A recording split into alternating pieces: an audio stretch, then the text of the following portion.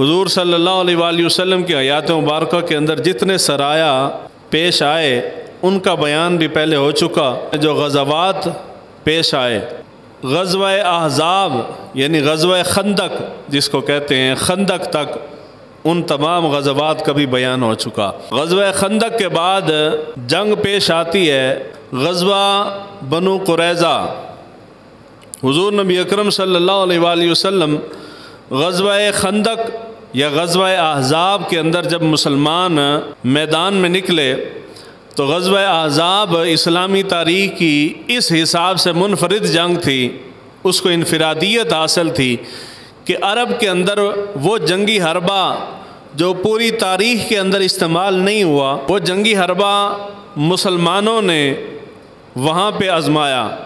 یعنی حضور صلی اللہ علیہ وآلہ وسلم کے صحابی تھے حضرت سلمان فارسی، کفار مکہ ارد گرد کے تمام قبائل کو جمع کر کے ان کی فوج کو جمع کر کے ان کے سپاہیوں کو جمع کر کے بھرپور تیاری کے ساتھ 10,000 کا لشکر جرار لے کے مسلمانوں کے ملک مدینہ طیبہ حضور صلی اللہ علیہ وآلہ وسلم کے صحابہ جہاں پہ قیام پذیر تھے، اس شہر کے اوپر حملہ کرنے کے لیے وہ روانہ ہوئے، اور ان کا ارادہ یہ تھا کہ ہم اتنے بڑے لشکر کے ساتھ مسلمانوں کے مرکز پہ حملہ کریں گے تو ہم تہس نہس کر کے بالکل ملیہ میٹ کر دیں گے، صفائی کر دیں گے، ان کا نام و نشان ختم کر دیں گے۔ 10,000 کا لشکر وہ وہاں سے لے کے نکلے۔ مدینہ کے اندر حال یہ تھا کہ یہاں کے تمام مرد، بوڑھے، بچے اور عورتیں شمار کر کے بھی 10,000 کی آبادی نہیں تھی، یعنی ان کا 10,000 کا لشکر آ رہا تھا اور یہاں مدینہ کی کل آبادی، ٹوٹل آبادی بھی 10,000 نہیں تھی۔ اتنا زیادہ گیپ تھا، اتنا زیادہ فرق تھا۔ تو جب حضور صلی اللہ علیہ وآلہ وسلم کو اطلاع ملی تو حضور نے تمام صحابہ کو جمع کیا، مشاورت ہوئی۔ مشورے کے اندر سب صحابہ نے اس پہ اتفاق کیا کہ ہم جی مدینہ کے اندر رہ کے جنگ لڑیں گے، مدینہ شہر سے باہر نہیں نکلتے۔ تو حضرت سلمان فارسی جو فارس کے رہنے والے تھے، عرب کے رہنے والے نہیں تھے، انہوں نے مشورہ دیا کہ یا رسول اللہ، ہمارے وہاں فارس کے اندر ایک جنگی حربہ آزمایا جاتا ہے، اس کو کہتے ہیں خندق کھودنا۔ تو میرا یہ خیال ہے کہ اتنے بڑے لشکر سے مقابلہ جو ہے وہ بڑا مشکل ہو جائے گا، تو ہمیں اپنے دفاع کے لیے مدینہ کے ارد گرد خندق کھودنی چاہیے۔ حضور صلی اللہ علیہ وآلہ وسلم کو حضرت سلمان فارسی کا مشورہ بڑا پسند آیا۔ حضور صلی اللہ علیہ وآلہ وسلم نے صحابہ کو خندق کھودنے پہ لگا دیا۔ 20 دن لگے، 20 دن صحابہ رات دن ایک کر کے انہوں نے خندق کھودی۔ 5 کلومیٹر لمبی خندق صحابہ نے کھودی اپنے ہاتھوں سے۔ اس وقت مشینیں وغیرہ یہ آلات اور سہولیات تو تھی نہیں، تو انہوں نے 5 کلومیٹر طویل خندق یہاں کھود دی۔ جب وہ لشکر جرار 10,000 کا مدینہ کے سامنے آ کے اس نے پڑاؤ ڈالا، مسلمانوں کی کل فوج جو تھی وہ 3,000 تھی۔ حضور صلی اللہ علیہ وآلہ وسلم کی یہ کامیاب حکمت عملی اور فہم و فراست تھی اور قابلیت تھی، حضور صلی اللہ علیہ وآلہ وسلم کی دور اندیشی تھی کہ آپ نے موقع کو دیکھا اور خطرے کو بھانپ لیا۔ حضور صلی اللہ علیہ وآلہ وسلم نے بالکل عین اسی جگہ پہ جہاں سے خطرہ ہو سکتا تھا وہاں پہ حضور صلی اللہ علیہ وآلہ وسلم نے خندق کھدوا دی۔ جب وہ لشکر آیا تو عرب کے اندر خندق کا تصور نہیں تھا۔ وہ لشکر والے آ کے انہوں نے دیکھی خندق، تو خندق دیکھ کے ورطہ حیرت میں گم ہو گئے کہ جی اس کا توڑ تو ہمارے پاس ہے نہیں، جی خندق کو کیسے پار کریں، کیونکہ وہ ہتھیار جس کے بارے میں ہم نے سوچا نہیں ہے کہ جی اس ہتھیار سے بھی حملہ ہو سکتا ہے، تو اس کے ڈیفنس کے لیے، دفاع کے لیے تیاری نہیں ہوتی۔ خندق کے بارے میں انہوں نے سوچا نہیں تھا، تو اچانک ان کے سامنے خندق آئی، تو خندق سے بچاؤ کا ان کے پاس کوئی ہتھیار، کوئی بندوبست نہیں تھا۔ مجبوراً خندق کی دوسری طرف انہوں نے آ کے پڑاؤ کر لیا، یعنی وہاں انہوں نے آ کے خیمے گاڑ لیے۔ اب پریشان تھے کہ جی خندق کو پار کیسے کریں۔ اگر کوئی پار کرنے کی کوشش کرتا تھا تو 3,000 صحابہ کا لشکر دوسری طرف کھڑا تھا، وہ اس کو آن کی آن میں قتل کر دیتے تھے۔ گھوڑے وہاں سے چھلانگ لگا کے پار نہیں کر سکتے تھے، اور ایک ایک شخص کا پار کرنا ممکن تو تھا، مگر آگے سے صحابہ موجود تھے، پار کرنے والا پار بعد میں کرتا تھا، وہ تیروں سے نشانہ بناتے تھے، بندہ موقع پہ ختم۔ یہ بڑی مشکل صورتحال ان کے لیے بنی۔ جس طرف یہ خندق کھودی گئی اس کی پیٹھ کی جانب مخالف سمت میں ایک قبیلہ تھا یہودیوں کا، جس کو قبیلہ بنو قریظہ کہتے ہیں۔ اس سے پہلے ہم بیان کر چکے اور ہم سن چکے، جان چکے کہ حضور صلی اللہ علیہ وآلہ وسلم نے اس سے پہلے بھی یہودیوں کے ساتھ اس قسم کا معاملہ پیش آیا تھا۔ انہوں نے عہد شکنی کی تھی، خلاف ورزی کی تھی، ہیر پھیر کیا تھا، سازش کی تھی، مسلمانوں کے ساتھ دھوکہ کرنے کی کوشش کی تھی۔ تو حضور صلی اللہ علیہ وآلہ وسلم نے ان کو مدینہ بدر کر دیا تھا۔ ان میں قبیلہ بنو نذیر کا آتا ہے۔ بنو قریظہ والے یہ بھی ان کے ساتھ شریک تھے، مگر انہوں نے معافی تلافی کی اور حضور کے ساتھ دوبارہ انہوں نے معاہدہ کر لیا اور اچھے بظاہر بن کے یہ رہنا شروع ہو گئے۔ جب وہ 10,000 کا لشکر لے کے کفار مکہ مدینہ پہ حملہ آور ہوئے تو انہوں نے در پردہ بنو قریظہ کے ساتھ لائن ملائی اور ان کو کہا کہ ایک سمت سے ہم حملہ کرتے ہیں مسلمانوں کے اوپر، پیٹھ پیچھے سے تم حملہ کرو، یعنی ہمیں سپورٹ کرو، تو ہم دونوں مل کے درمیان میں مسلمان پھنس جائیں گے، ان کو ملیہ میٹ کر کے رکھ دیں گے۔ یہودیوں کو یہ موقع بڑا سنہری ملا، انہوں نے کہا کہ اس سے بہتر موقع ہو نہیں سکتا، تو وہ اس چیز پہ ایگری ہو گئے۔ جب مسلمانوں نے خندق کھود لی، لشکر 10,000 کا سامنے آ گیا، 3,000 کا لشکر یہاں پڑاؤ ڈال کے مسلمانوں کا بیٹھا ہے، درمیان میں خندق ہے۔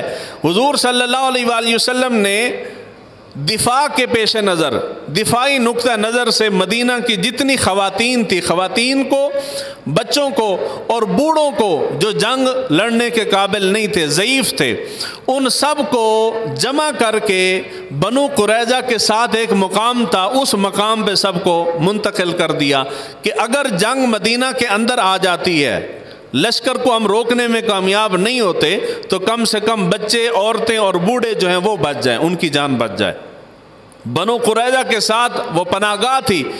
جب یہاں جنگ شروع ہوئی، لشکر دو بدو آمنے سامنے ہوئے، حالات بہت دیگرگوں مشکل حالات تھے، تو بنو قریظہ والوں نے دیکھا کہ ہمارے لیے بڑا آسان موقع ہے، یہ کھلم کھلا دوسرے لشکر یعنی کفار کے لشکر کو مال و اسباب بھی بھیجتے تھے، سپورٹ بھی کرتے تھے، اور پیچھے سے مسلمانوں پہ حملہ آور ہونے کی تیاری کر رہے تھے کہ جی پیٹھ پیچھے سے ہم حملہ کریں گے، مسلمان ہمارے ساتھ نپٹیں گے، ادھر سے کفار حملہ کر دیں گے، یہ ان کے ساتھ نپٹیں گے، تقسیم ہو جائیں گے، ان کو ہرانا آسان ہوگا، ہم درمیان میں ان کو کچل دیں گے۔ اس پلاننگ پہ انہوں نے مسلمانوں کی وہ خواتین اور بچوں اور بوڑھوں کی جو پناہ گاہ تھی اس کے اوپر انہوں نے حملہ کرنے کا ارادہ کیا۔ بنو قریظہ والے یہودی تھے، ایک طرف کفار مکہ کھڑے ہیں، بت پرست کھڑے ہیں، دوسری طرف اہل کتاب یہودی کھڑے ہیں، دونوں نے آپس میں گٹھ جوڑ کر لیا۔ ان کے اشارے پہ انہوں نے اپنا، یہودیوں نے لشکر ترتیب دیا، حضور صلی اللہ علیہ وآلہ وسلم کی صحابیات، بچوں اور بوڑھوں کے اوپر حملہ کرنے کا ارادہ کیا۔ رات کا وقت تھا، حضور صلی اللہ علیہ وآلہ وسلم کو اطلاع ملی کہ بنو قریظہ والے عہد شکنی کر رہے ہیں، انہوں نے معاہدہ توڑ دیا ہے، پیٹھ پیچھے سے وار کر رہے ہیں۔ خبر ملی، اطلاع ملی، حضور صلی اللہ علیہ وآلہ وسلم نے، یہ جملہ بڑا قابل توجہ ہے، حضور صلی اللہ علیہ وآلہ وسلم نے 200 صحابہ کو بھیجا۔ کتنے صحابہ جی؟ 200 صحابہ، صرف 200۔ 3,000 کا لشکر یہاں 10,000 کے سامنے کھڑا ہے۔ بنو قریظہ والوں کو سمجھانے کے لیے، ان کی عقل ٹھکانے لگانے کے لیے حضور نے 200 صحابہ کو بھیجا۔ وہ سواریوں پہ سوار ہو کے گئے، بنو قریظہ کے اوپر جا کے انہوں نے حملہ نہیں کیا۔ ایک طرف جنگ درپیش ہے، دوسرا محاذ نہیں کھولا جاتا، ایک محاذ اگر کھل جائے تو اس حکمت کے پیش نظر انہوں نے حملہ نہیں کیا۔ روایات کے اندر ہے کہ وہ جو 200 صحابہ گئے بنو قریظہ کے ارد گرد پہاڑیوں کے اوپر جا کے وہ گھوڑوں کے اوپر دوڑتے تھے اور بلند آواز سے فلک شگاف نعرے لگاتے تھے، اللہ اکبر کے نعرے لگاتے تھے۔ کوئی حملہ نہیں کیا، کسی بندے کو قتل نہیں کیا۔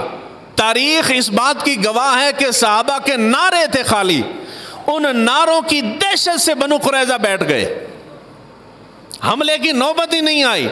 جن کو یہ لگتا ہے کہ اسرائیل بڑا طاقتور ہے، بڑا بہادر ہے، وہ یہودی ہیں۔ مسلمانوں نے، صحابہ نے ہمیں عملاً یہ بات ثابت کر کے دکھا دی جو قرآن کہتا ہے کہ یہودی بزدل ہیں، ان کی ہوا اکھڑ جاتی ہے، وہ سامنے آ کے دو بدو مردوں کی طرح مقابلہ نہیں کر سکتے، ان کی تاریخ ہے ہمیشہ وہ عورتوں کی طرح پیچھے بیٹھ کے سازشیں کرتے ہیں، تمہارے سامنے سینہ تان کے کھڑے نہیں ہو سکتے۔ اور یہاں مسلمانوں نے عملاً وہ ثابت بھی کر دیا کہ مسلمانوں نے آ کے فقط نعرے لگائے ہیں، ان نعروں کی دہشت سے بنو قریظہ والے گھروں سے باہر نہیں نکلے، اتنا ڈر اور خوف اور دہشت طاری ہو گئی ان کے اوپر۔ تو اللہ کا فیصلہ ہے کہ مسلمان جب نکلے تو اللہ تعالیٰ دشمن کے اوپر، حضور کی امت کو اللہ تعالیٰ نے یہ خاصیت اور خوبی عطا فرمائی ہے کہ مسلمان جذبہ جہاد سے خالص نیت اللہ اور اس کے رسول کی رضا کی خاطر نکل کھڑا ہو، اللہ تعالیٰ کی مدد آتی ہے۔ اور وہ مدد کیسے آتی ہے کہ اللہ تعالیٰ دشمن کے اوپر خوف اور رعب طاری کر دیتا ہے، دبدبہ طاری کر دیتا ہے۔ دشمن بہت اکثریت میں ہونے کے باوجود سامنے آنے کی ہمت نہیں کرتا۔ اور اس چیز کی واضح مثال ہمارے سامنے اس زمانے کے اندر بھی ہے۔ 57 اسلامی ملک، اور ان اسلامی ملکوں کی بے بسی کا عالم یہ ہے کہ کوئی بندہ حملہ کرنا تو دور کی بات، اسرائیل کی صاف الفاظ میں مذمت کرنے کے قابل بھی نہیں ہے۔ ان کے پاس یہ ایٹمی اسلحہ ہے، ان کے پاس طیارے ہیں، ان کے پاس ہر شے ہے، ہر چیز ان کے پاس موجود ہے اسلحے کی، مگر ہمت یہ ہے کہ وہ صرف الفاظ سے بیان دے کے مذمت کرنے کے قابل بھی نہیں ہے۔ اور دوسری طرف یمن ہے جس کی طرف حضور صلی اللہ علیہ وآلہ وسلم کی بشارات موجود ہیں۔ حضور صلی اللہ علیہ وآلہ وسلم کی بہت ساری حدیث مبارکہ کے اندر یمن کی فضیلت موجود ہے۔ اس یمن نے جس کے پاس باقاعدہ طور پہ فوج بھی موجود نہیں، باقاعدہ اسلحہ موجود نہیں، کوئی ایٹمی طاقت بھی نہیں ہے، کوئی افرادی قوت بھی نہیں ہے، کوئی معاشی بہت بڑا دیو بھی نہیں ہے، وہ کوئی شے پلے نہیں، چند لوگوں کا گروہ ہے، اس نے آ کے یورپ کی ناک میں دم کر دیا ہے۔ تو تمہارا اسلحہ کہاں ہے؟ اسی اسلحے کی آگ کے اندر ان سارے اسلامی ملکوں کے حکمرانوں کو ڈوب کے مر جانا چاہیے۔ اجی دفاع اسلحے سے نہیں ہوتا، دفاع جنگیں جو لڑی جاتی ہیں وہ غیرت ایمانی سے لڑی جاتی ہیں۔ اگر طاقت سے جنگیں جیتی جاتی ہیں تو اسلامی تاریخ ساری بھری پڑی ہے، کبھی ایسا وقت نہیں آیا کہ مسلمانوں کی تعداد زیادہ اور دشمن کی تعداد تھوڑی ہو۔ جب بھی مسلمان اور کفر آمنے سامنے آیا، ہمیشہ کفر عددی لحاظ سے بڑا تھا، کفر ہمیشہ طاقت کے لحاظ سے، اسلحے کے لحاظ سے، معاشی لحاظ سے بڑا تھا۔ مسلمان کمزور تھے مگر یہ اس طاقت کے اوپر بھروسہ نہیں کرتے، یہ اسلحے پہ بھروسہ نہیں کرتے، افرادی قوت پہ بھروسہ نہیں کرتے، ان کا بھروسہ ہے تو اس پروردگار عالم کے اوپر ہے، اس رب پہ بھروسہ کر کے حملہ کر دیتے ہیں۔ تو یہاں ہم دیکھتے ہیں کہ 10,000 کا لشکر ایک طرف کھڑا ہے، یہاں 3,000 کا لشکر کھڑا ہے۔ اگر وہ ہوتے مسلمان پاکستان والے تو وہ سارے کے سارے ہاتھ اٹھا کے سر پہ رکھ لیتے، اجی 10,000 دا مقابلہ بھی 3,000 نال کدے ہویا، ہم تو جنگ نہیں جیت سکتے، ہم لڑائی نہیں کر سکتے، ہم معاشی طور پہ بڑے کمزور ہیں، ہمارا مقابلہ نہیں ہوگا۔ 100 کہانیاں بیٹھ کے سناتے، اور پاکستان کے صحافی ہوتے ٹی وی چینل کے اوپر بیٹھ کے گلے پھاڑ پھاڑ کے قوم کی ذہن سازی کرتے، جی تسی جنگ نہیں کر سکتے۔ وہ پرانے مسلمان اس لیے جنگ کر گئے کہ ان کے اندر یہ صحافیوں والے شیطان نہیں تھے جو بیٹھ کے قوم کو گمراہ کرتے ہیں، سوائے بکواس کے صحافی کچھ نہیں کرتا۔ ٹی وی چینل نہیں تھے لوگوں کی ذہن سازی کرنے والی۔ حضور صلی اللہ علیہ وآلہ وسلم نے فرما دیا کہ جنگ کرنی ہے، کسی نے دوسرا سوال ہی نہیں کیا، حضور کہہ دیتے تھے، صحابہ تیار ہو جاتے تھے۔ بس جب وہ یقین کے ساتھ نکلتے تھے تو اللہ تعالیٰ آسمان سے مدد بھی بھیجتا تھا۔ وہ جو ہم کہتے ہیں نا باری تعالیٰ آسمان سے مدد بھیج، وہ کیوں بھیجے؟ گھر بیٹھے مدد نہیں آتی، مدد آتی ہے جب بندہ میدان میں نکلتا ہے۔ میدان میں نکلو گے تو آسمان سے فرشتے آئیں گے۔ وہ جو علامہ اقبال نے کہا نا کہ فضائے بدر پیدا کر، فرشتے تیری نصرت کو اتر سکتے ہیں قطار اندر قطار۔ اب بھی وہ ماحول ہے، وہی رب ہے، اسی رب کی امت ہے، وہی اسلام ہے، وہی دین ہے، لیکن شرط یہ ہے کہ وہ یقین کامل کے ساتھ میدان میں اللہ کی رضا کی خاطر نکلتے تھے۔ تم گھروں سے نکلتے نہیں ہو، گھر میں بیٹھ کے دعا کرتے ہو باری تعالیٰ آسمان سے فرشتے بھیج۔ وہ کسی دانا نے خوب کہا تھا کہ وہ جو مسلمان گھروں میں بیٹھ کے فرشتوں کی آمد کی دعائیں کر رہے ہیں نا، اگر اللہ تعالیٰ نے آسمان سے فرشتے بھیج بھی دیے تو یہ آ کے انہی مسلمانوں کے اوپر پتھر برسائیں گے، وہ دشمن کے اوپر پتھر نہیں برسائیں گے، عذاب انہی مسلمانوں کے اوپر آئے گا۔ کیوں؟ اس لیے کہ یہ میدان میں نکلنے کو تیار نہیں ہے، یہ گھر بیٹھ کے فرشتوں کی آمد کی دعائیں کر رہے ہیں۔ اگر فرشتوں نے آ کے گھر بیٹھے مدد کرنی ہوتی تو اس روئے زمین پہ صحابہ سے بڑھ کے عظیم لوگ موجود نہیں ہیں۔ حضور صلی اللہ علیہ وآلہ وسلم بنفس نفیس جن کے اندر موجود ہیں، صحابہ کرام رضوان اللہ اجمعین، نیت ارادے بھی ان کے خالص تھے۔ آبا گھروں کے اندر بیٹھ کے حضور کو کہتے یا رسول اللہ ہماری عددی لحاظ سے بھی ہم کمزور ہیں، معاشی لحاظ سے بھی کمزور ہیں، ابھی نیا ملک بنا ہے، اسلحہ وغیرہ بھی نہیں ہے، حتیٰ کہ سواریاں بھی نہیں، کھانے پینے کا سامان راشن بھی نہیں ہے، یا رسول اللہ آپ دعا کریں، آپ سچے رسول نہیں، آپ دعا کریں اللہ تعالیٰ آسمان سے فرشتے بھیجے۔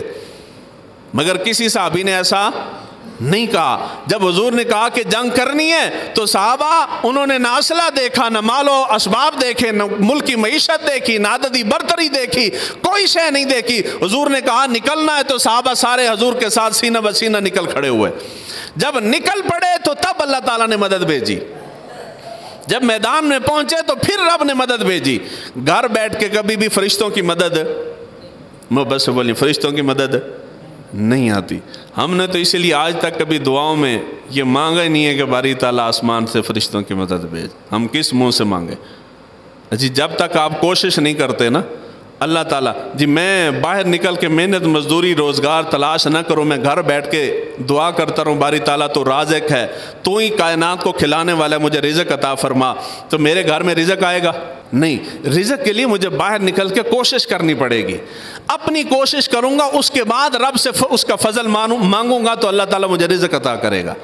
بنا کوشش کے کوئی بھی چیز حاصل نہیں ہوتی۔ تو یہ جو جتنے مسلمان، کروڑوں مسلمان، اربوں مسلمان بیٹھ کے گھروں میں دعائیں مانگ رہے ہیں نا کہ جی باری تعالیٰ آسمان سے مدد بھیج، کیوں تم سارے مر گئے ہو؟ جب تم مر جاؤ گے پھر دعا مانگو، پھر دعا مانگنا بنتا بھی ہے کہ باری تعالیٰ ہم تو سارے مر گئے، ہون بھیج فرشتے، نہیں تم سارے زندہ ہو تو کس بیماری کی دوا ہو؟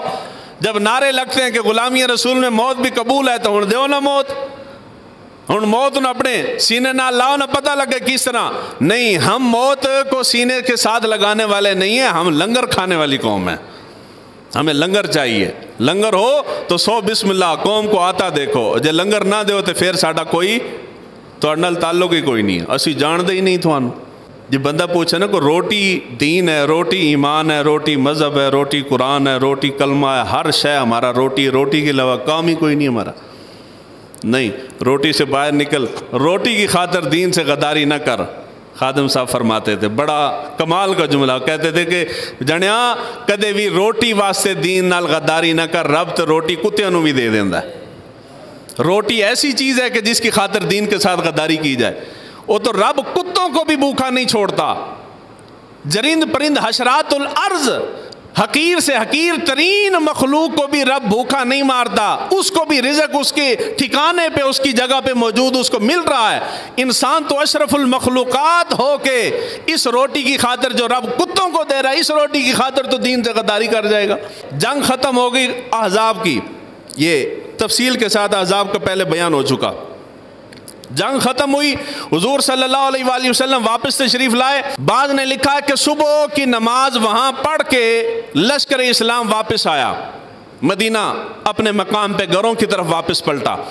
واپس پلٹ کے رکنے کا ٹائم صرف اتنا تھا کہ حضور صلی اللہ علیہ وآلہ وسلم واپس تشریف لائے۔ واپس تشریف لا کے حضور نے اپنا سر مبارک کو دھویا، وضو کیا، غسل کیا۔ غسل کرنے کے بعد روایت میں حضور صلی اللہ علیہ وآلہ وسلم نے خوشبو لگائی، خوشبو لگا کے حضور فارغ ہوئے ہیں۔ روایت کے الفاظ ہیں، جبرائیل امین آئے، وہ خچر کے اوپر سوار تھے۔ کس کے اوپر جی؟ خچر کے اوپر سوار تھے۔ جبرائیل امین آئے حضور کے سامنے، یا رسول اللہ صلی اللہ علیہ وآلہ وسلم آپ نے جنگی لباس اتار دیا ہے؟ حضور نے فرمایا ہاں۔ تو جبرائیل امین کہنے لگے، یا رسول اللہ فرشتوں نے تو ابھی تک کوئی نہیں اتارا۔ حضور صلی اللہ علیہ وآلہ وسلم نے اسلحہ اٹھا کے دوبارہ پہن لیا۔ جبرائیل امین کہنے لگے، یا رسول اللہ اللہ تعالیٰ نے آپ کو بنو قریظہ کی طرف کوچ کرنے کا حکم دیا ہے۔ حضور صلی اللہ علیہ وآلہ وسلم نے وہ پرچم جو ابھی احزاب سے اٹھا کے واپس لائے تھے اس کو چینج نہیں کیا، ابھی آ کے رکھا ہی تھا، وہی پرچم اٹھا کے حضرت علی شیر خدا کو پکڑا دیا۔ حضرت بلال حبشی کو کہا کے اوپر کھڑے ہو کے اعلان کرو کہ ہم دوبارہ اللہ کے حکم سے اللہ کی راہ میں جہاد کے لیے نکل رہے ہیں۔ یہ روایت ہے جس کے بارے میں بیان کیا جاتا ہے کہ اس وقت آ کے صحابہ ابھی آ کے اسلحہ رکھ کے بیٹھے بھی نہیں تھے، ایک جہاد سے واپس آ کے ابھی بیٹھے نہیں ہیں، طویل ترین محاصرے کو توڑ کے جہاد کر کے صحابہ واپس گھروں کو لوٹے ہیں، اور آ کے ابھی سانس بھی نہیں لیا، وضو بھی نہیں کیا، ابھی اپنی اپنی حالت سنوارنے کی فکر میں تھے۔ ادھر سے بلال حبشی کی آواز بلند ہوئی، جو صحابی جس کیفیت میں جس حالت میں جہاں تھا وہیں سے واپس پلٹ کے حضور کی بارگاہ میں حاضر ہو گیا۔ حتیٰ کہ روایات کے اندر ہے کہ جو صحابی یہاں سے اپنی کمر سے تلوار اتار کے نیچے رکھ رہا تھا اور اس نے حضرت بلال حبشی کی آواز سنی، اس نے تلوار وہاں واپس رکھی نہیں، وہیں سے واپس اٹھا کے اپنی کمر کے ساتھ لگا کے حضور کی بارگاہ میں حاضر ہو گیا۔ جس کے ہاتھ میں پانی کا پیالہ تھا پینے کے لیے، اس نے حضور کا اعلان سنا، اس نے آگے پورا پیالہ ختم کرنے کی بھی نہیں سوچی، جتنے گھونٹ پی لیے تھے اتنے پی کے پیالہ واپس رکھا، حضور کی بارگاہ میں حاضر ہو گئے۔ یہ سوال، یہ بات، یہ اعتراض، یہ تانا آ کے تو صحابہ کرتے بات کہ یا رسول اللہ ابھی تو جہاد سے ہو کے آئے ہیں، ہم سچے بھی ہیں تو آسمان سے فرشتے کیوں نہیں نازل ہوتے؟ ایک جہاد سے ابھی آئے اور دوبارہ جہاد کے لیے نکلیں؟ نہیں، قربان جاؤں صحابہ کی عظمت اور شان کے اوپر کہ وہ ایک ایک دن میں اگر 10 جہاد بھی لڑائیوں کے اندر شامل ہونا پڑتا تھا تو صحابہ کبھی بھی پیچھے نہیں ہٹتے تھے، وہ ہر میدان میں سینہ تان کے کھڑے ہو جاتے تھے۔ ایک جنگ سے فارغ ہو کے آئے ہیں، ابھی گھر بیٹھنا نصیب، گھر پہنچنا نصیب نہیں ہوا، پانی پینا نصیب نہیں ہوا، حضور نے اعلان کیا تو صحابہ پھر تیار اسلحہ اٹھا کے حضور کی بارگاہ میں حاضر ہو گئے۔ یا رسول اللہ ہم حاضر ہیں۔ اس کو کہتے ہیں لبیک یا رسول اللہ۔ جو تو کہتے ہیں نا جی لبیک یا رسول اللہ، لبیک یا رسول اللہ کا مطلب یہ ہے کہ جب تمہاری جان کی ضرورت ہو دین کو تو تم جان دو، جب مال کی ضرورت ہو تو مال دو، جب تمہارے وقت کی ضرورت ہو تو پھر وقت دو۔ ہم وہ ہیں جو کوئی شے دینے کو تیار نہیں مگر حاضر ہیں۔ صحابہ سارے جمع ہو گئے، جبرائیل امین جب جانے لگے تو یا رسول اللہ آپ صحابہ کو لے کے آ جائیں، میں جا رہا ہوں بنو قریظہ کی طرف، میں ان کے اوپر جا کے رعب طاری کر دوں گا۔ کیا کر دوں گا؟ رعب طاری کر دوں گا، دبدبہ طاری کر دوں گا۔ اور حضرت انس بن مالک رضی اللہ تعالیٰ عنہ کہتے ہیں، بخاری کی روایت ہے، حضرت انس بن مالک کہتے ہیں کہ اس دن بنو غنم خاندان تھا، ایک غنم خاندان کی گلیوں میں سے گزرتے ہوئے جبرائیل امین کی سواری اور فرشتوں کی سواریوں سے جو دھوڑ اور گرد و غبار اڑی تھی نا، مجھے یوں لگتا ہے کہ میں آج بھی دیکھ رہا ہوں۔ اصول، قاعدہ، ضابطہ یہ ہے کہ پہلے انسان کو خود میدان میں نکلنا پڑے گا، پھر اللہ تعالیٰ آسمان سے فرشتوں کی مدد بھیجے گا۔ وہاں جب پہنچے نا تو وہ ہیبت اور دبدبہ اتنا طاری ہو گیا تھا، وہ سارے کے سارے قریظہ والے سارے اپنے قلعوں کے اندر بند ہو کے انہوں نے دروازے بند کر لیے، اوپر چڑھ گئے فصیلوں کے اوپر اور وہاں کھڑے ہو کے انہوں نے 2 ہستیوں کو گالیاں دی۔ ایک گل سننے والی ہے، بڑی اہم گل ہے۔ 2 ہستیوں کو گالیاں دی۔ پہلے نمبر پہ یہودیوں نے کھڑے ہو کے اپنے قلعے کی دیوار کے اوپر مقابلے کی ہمت نہیں ہوئی، سامنے کھڑے ہونے کی ہمت طاقت نہیں تھی، اوپر کھڑے ہو کے انہوں نے حضور صلی اللہ علیہ وآلہ وسلم کو معاذ اللہ استغفر اللہ گالیاں دی۔ دوسرے نمبر پہ امہات المومنین کو گالیاں دی۔ دشمن وہ ہے جس کو اس زمانے میں بھی حضور سے تکلیف تھی اور حضور سے بڑھ کے ان کو امہات المومنین سے تکلیف تھی۔ ایک گال جے نہ نکلے نا تو میں ذمہ دار ہوں، میں بڑی محتاط گفتگو، میں جوش بھی آ جائیں تو جوش بھی آ کے جوش والے جملہ نہیں کہتا، جوش بھی ہوش والی گل کرنا۔ یہ روایت اگر نہ نکلے، انہوں نے اپنے قلعوں کی دیواروں کے اوپر کھڑے ہو کے حضور کو گالیاں دیں اور حضور صلی اللہ علیہ وآلہ وسلم سے بڑھ کے حضور صلی اللہ علیہ وآلہ وسلم کے ازواج مطہرات کو گالیاں دی ہیں۔ بندہ پوچھے ازواج مطہرات تو میدان میں موجود نہیں تھی، اس کا مطلب یہ ہے کہ یہ مزاج اور یہ طریقہ جو ہے یہ یہودیوں کا ہے، مسلمان کا امہات المومنین سے دشمنی رکھنا یہ مسلمان کا شیوا، حضور کے غلام کا طریقہ نہیں ہے، یہ یہودیوں کا طریقہ ہے۔ تو وہ طریقہ، وہ وائرس، وہ جراثیم آج بھی موجود ہیں۔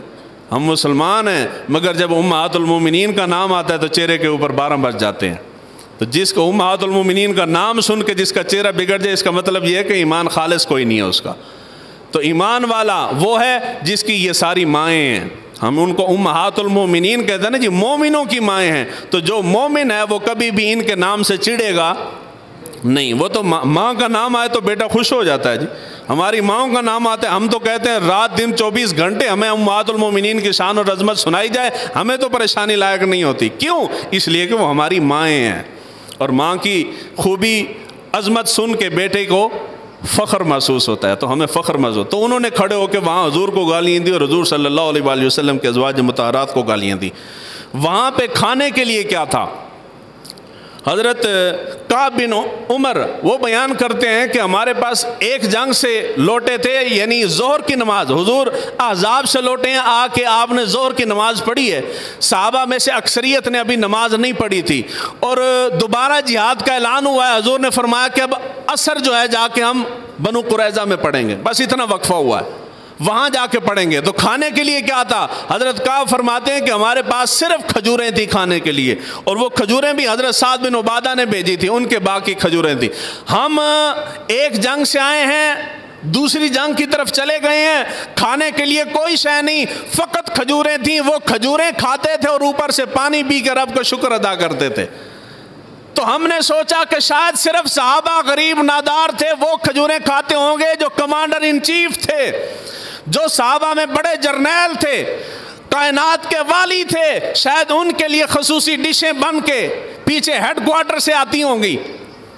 جس سپاہی مر جاتا ہے مگر جرنیل نہیں مرتا، جرنیل کو صرف تمغے ملیں گے، جرنیل کو صرف عہدے اور رینک اور ترقیاں مل جائیں گی، جرنیل صاحب کو پلاٹ مل جائیں گے۔ تو ہم نے سوچا کہ وہاں فوج اسلامی سپاہ تو مشکل میں تھی، ان کے پاس کھانے کو کچھ نہیں تھا، کھجوریں کھاتے تھے، تو شاید جو سپاہ سالار تھے، جو جرنیل تھے، جو کمانڈر ان چیف تھے، ان کے لیے کوئی خصوصی ڈشیں آتی ہوں گی۔ تو روایت کے اندر ہے، حضرت کعب فرماتے ہیں کہ ہم کھجوریں کھاتے تھے، کھجور کھا کے پانی پیتے تھے، اور اللہ کی عزت کی قسم ہے میں نے حضور صلی اللہ علیہ وآلہ وسلم کی ذات کو، حضرت ابوبکر صدیق کو، حضرت عمر فاروق کو دیکھا کہ آپ بھی وہی کھجوریں کھا کے اوپر سے پانی پی کر رب کا شکر ادا کرتے ہیں۔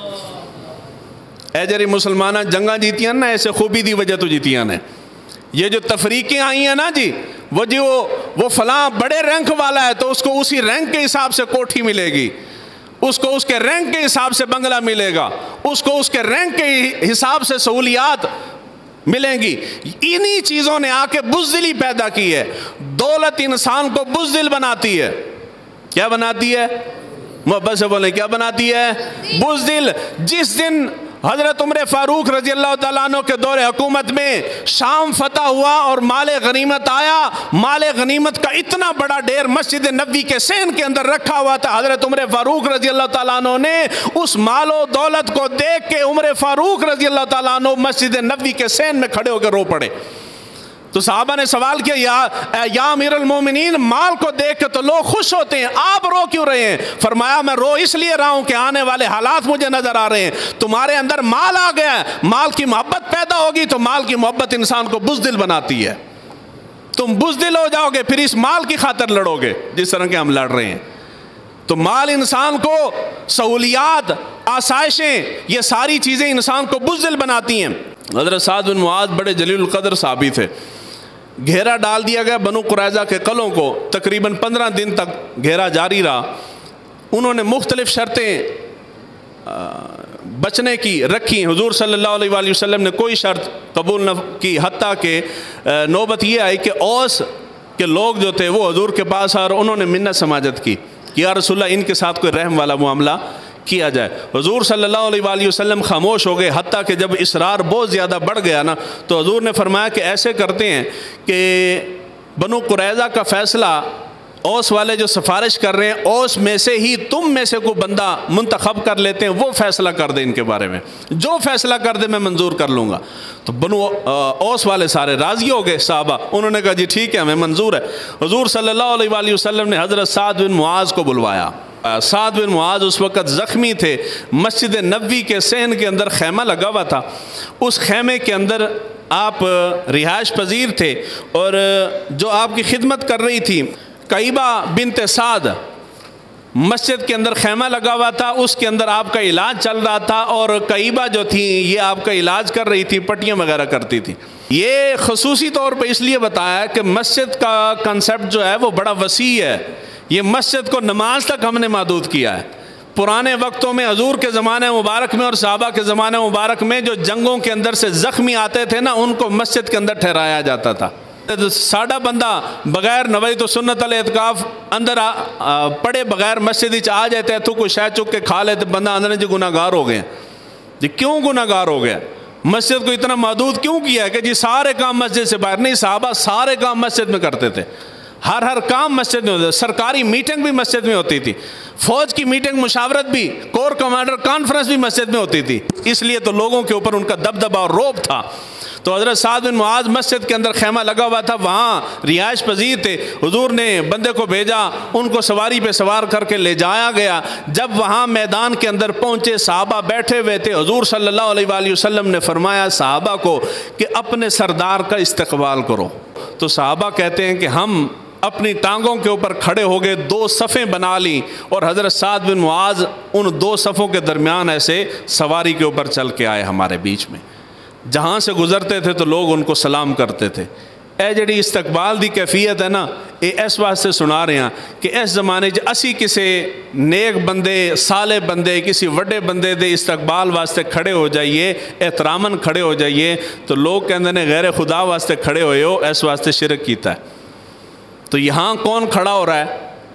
حضور حکم دے رہے ہیں، اور حضور کے حکم پہ صحابہ کھڑے ہو رہے ہیں۔ تو اس کا مطلب یہ ہے کہ کوئی بڑا آدمی آ جائے، کوئی نیک شخص آ جائے، اس کا استقبال اگر کر لیا جائے تو اس کے اندر گناہ کوئی نہیں ہے، ثواب کا کام ہے، صحابہ کی سنت ہے، کر لینا چاہیے۔ تو حضرت سعد بن معاذ کو بلایا گیا، سعد بن معاذ کے اوپر یہ بات ڈالی گئی کہ آپ نے فیصلہ کرنا ہے۔ حضرت سعد بن معاذ نے فیصلہ کیا، آپ نے فرمایا یا رسول اللہ میرا فیصلہ تو یہ ہے کہ جو ان کے مرد ہیں بنو قریظہ کے، ان سارے مردوں کو پکڑ کے قتل کر دیا جائے، جتنی عورتیں اور بچے ہیں ان کو غلام بنا لیا جائے، اور جتنا ان کا مال و اسباب ہے وہ سارے کا سارا لوٹ لیا جائے، یعنی مال غنیمت کے اندر شامل کر کے مسلمانوں میں تقسیم کر دیا جائے۔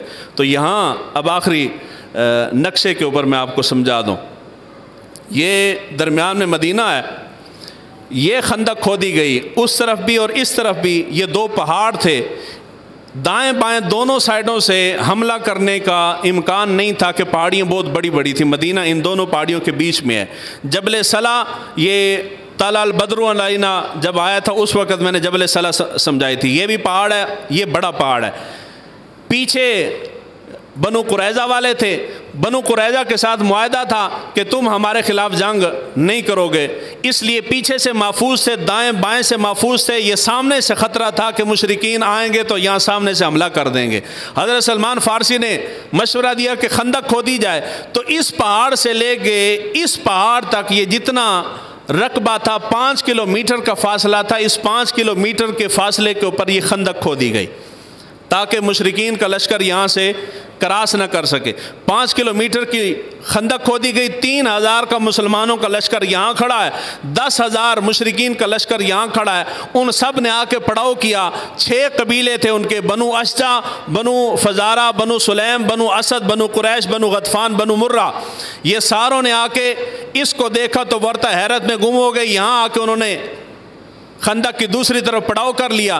یہاں یہ وہ مقام ہے جہاں حضور صلی اللہ علیہ وآلہ وسلم نے بنو قریظہ کے ساتھ پناہ گاہ بنائی تھی، جہاں پہ عورتیں اور بچوں اور بوڑھوں کو یہاں جمع کیا تھا۔ بنو قریظہ والوں نے سوچا کہ یہاں سے حملہ کر کے ان کو تہس نہس کر دیں، مسلمان تقسیم ہو جائیں گے، ہماری طرف آ کے ہمارے ساتھ بھی لڑائی کریں گے، مشرکین کے ساتھ بھی لڑائی کریں گے، درمیان میں کچھ لے جائیں گے۔ تو یہاں آ کے صحابہ نے ارد گرد چکر لگا کے نعرے لگائے اور دشمن جھاگ کی طرح بیٹھ گیا۔ یہاں پہ حضور صلی اللہ علیہ وآلہ وسلم کا عسکری مرکز تھا۔ یہ وہ نقشہ ہے جہاں پہ حضور صلی اللہ علیہ وآلہ وسلم، اور اسی کے سامنے یعنی جہاں یہ خندق کھودی گئی اسی کے سامنے احد کا پہاڑ بھی ہے۔ حضور صلی اللہ علیہ وآلہ وسلم نے اس جنگی حکمت عملی کے تحت ان کا مقابلہ کیا، اور وہ سارے کے سارے جتنے مرد تھے ان سب کو قتل کر دیا گیا، ان کا مال اسباب مال غنیمت کے طور پہ تقسیم کر دیا گیا، اور جتنی عورتیں اور بچے تھے ان سب کو غلام بنا لیا گیا۔ یہ جنگ ہے جس کو کہتے ہیں جنگ غزوہ بنو قریظہ۔ اللہ تعالیٰ حضور صلی اللہ علیہ وآلہ وسلم کے نالین پاک کے تصدق سے ہمیں ایمان کی دولت عطا فرمائے۔